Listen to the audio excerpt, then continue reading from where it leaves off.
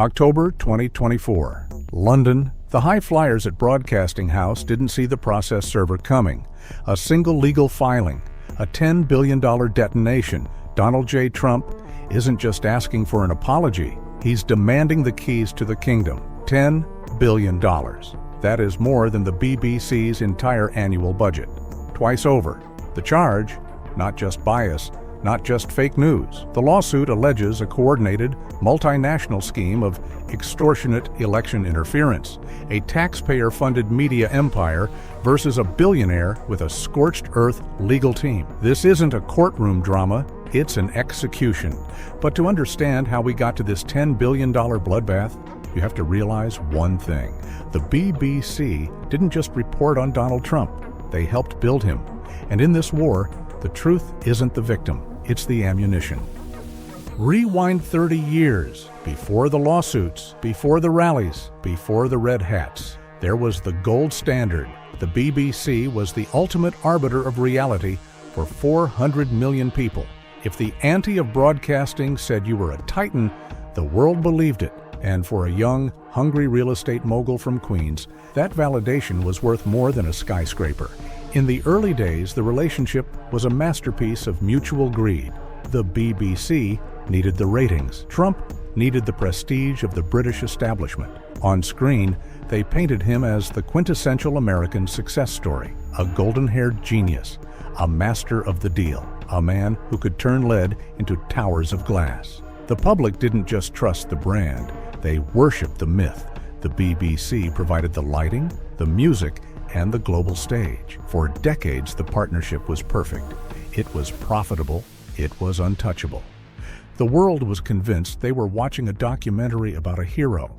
But behind the high-definition cameras, the lens was starting to crack. The editors weren't just watching the rise of a businessman anymore. They were realizing they had accidentally built a monster they could no longer control. And the gold standard was about to turn into a lead weight. The trick wasn't a hack or a bribe, it was much simpler. It's called selective compression. In the world of high-stakes broadcasting, you don't need to lie, you just need to choose where the sentence ends. The BBC's flagship program, Panorama, was preparing a global event. Trump? A second chance? They had hours of footage from the January 6th speech, but they didn't want the full context. They wanted a narrative. The mechanism was a surgical strike in the editing suite. They took a quote from 12 p.m. They took another from 1 p.m. Two sentences, delivered nearly an hour apart, were spliced together into a single, seamless call to arms. The peacefully and patriotically line, deleted. The fight like hell line, moved to the front. To the viewer, it looked like a direct order to charge the Capitol. The money followed the drama. Ratings spiked. The BBC's global reach surged as the clip went viral across every social platform. By late 2024, the ante of news was feeling invincible.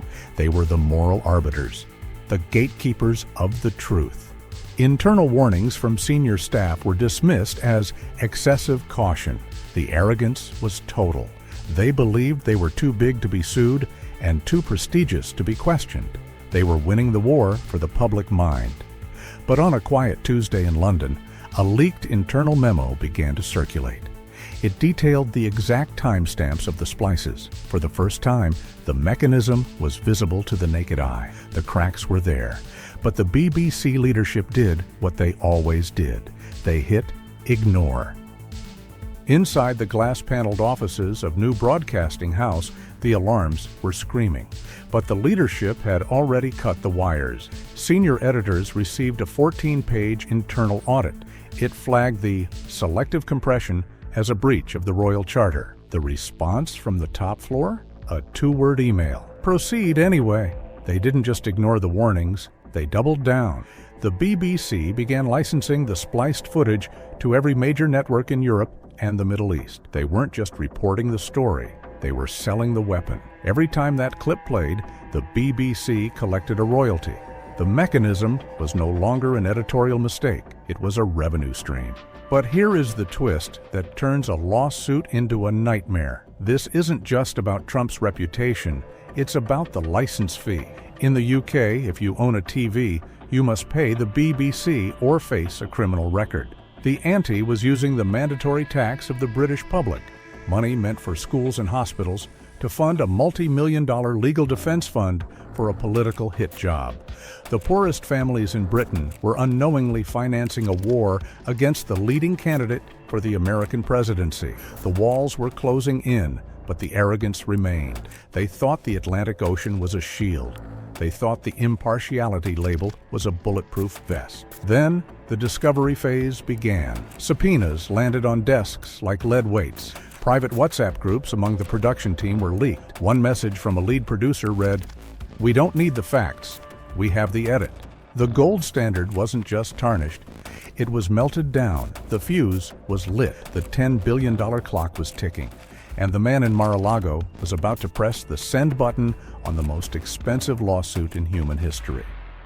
The discovery phase didn't just open a door, it tore the front off the building. December 2025. The lawsuit officially hits the Florida courts. $10 billion. The BBC's Director General and the head of news are gone, resigned in a haze of editorial failure. In London, the panic is physical. Internal emails surface. They show a newsroom that stopped being a referee and started playing for the home team. But the collapse isn't a single explosion. It's a slow, agonizing bleed. The BBC's legal fees are already projected to hit $100 million. And here's the brutal reality. Donald Trump doesn't need to win a single cent to destroy them. The trial is set for February 2027. 2 years of discovery. 2 years of private Slack channels and deleted drafts being read aloud in a Miami courtroom. The villains who signed off on the edit, they walked away with their pensions intact. The people paying the price are the ones who can least afford it. The UK taxpayer, the elderly on fixed incomes, the families choosing between the heating bill and a mandatory license fee. They are the ones financing both sides of a war between a billionaire and a bureaucracy. The BBC isn't dead. It's a zombie institution. It still broadcasts. It still claims the title of the world's most trusted, but the mask has stayed off. The $10 billion war proved that in the digital age, impartiality is just a marketing slogan. Every major media outlet watched this collapse, and they didn't learn to be better.